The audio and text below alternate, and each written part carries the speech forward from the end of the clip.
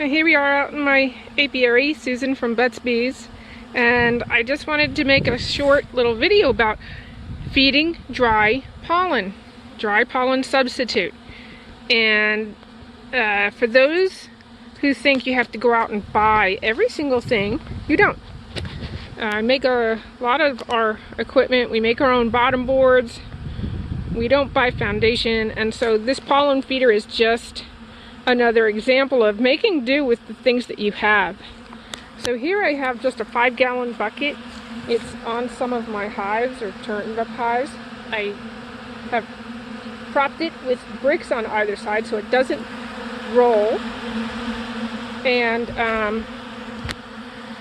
the bees don't have a problem feeding out of a 5-gallon bucket. You don't have to buy a $50 or $100 feeder.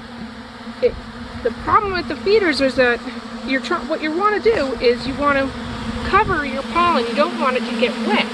So on the side, the pollen doesn't get wet. And in this place I have a brick because I don't want it lifted by maybe a stray raccoon, and I don't have a screen on it.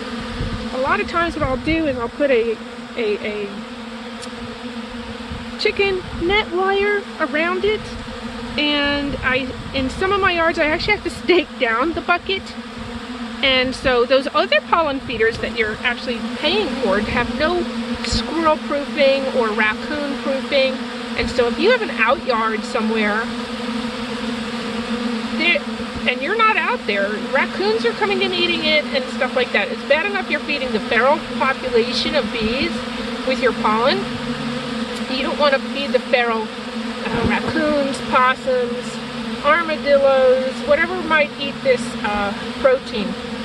And so this does it fine. You can add a piece of, I do anything to weight it down in some of my yards. Sometimes I stake it down, and you can see that they are doing just fine eating this pollen. And I think the thing is, you have to remember, they're insects. They don't mind eating off the ground. If it falls to the ground, they don't mind.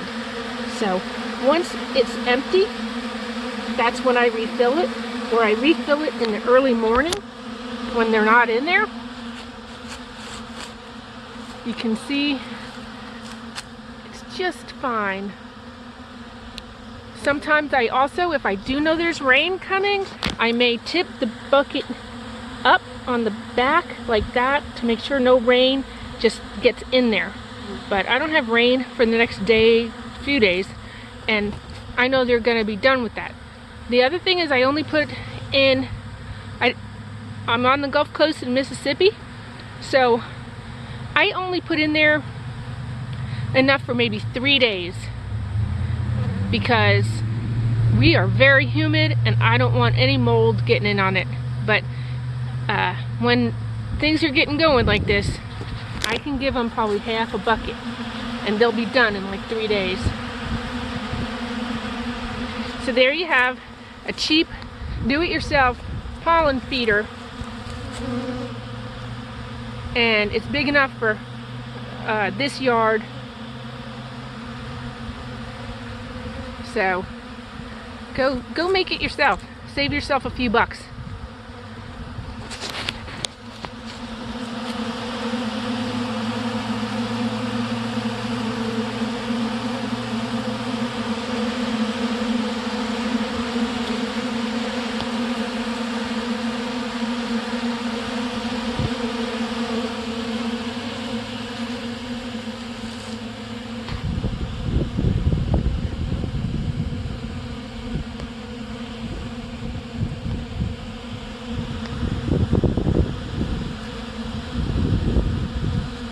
Okay, so the other thing is it's on January 5th. It's very soon they won't be taking any pollen supplement, even though they're bringing in their own pollen from whatever the source is. I put out some pollen supplement here, and it's not been out 10 minutes and they're on it. So this is an indication that yes, they still need pollen. And when there's more natural pollen out there, they'll just stop taking the pollen supplement. If there's plentiful pollen, I don't have them taking dry. They'll just stop. They'll leave it alone. They prefer the natural. But right now, they're telling me, yep, they'll take what I give them on top of their natural, and that way I can get going, because I'm building nukes and queens and all kinds of good stuff for everyone, so y'all can become beekeepers.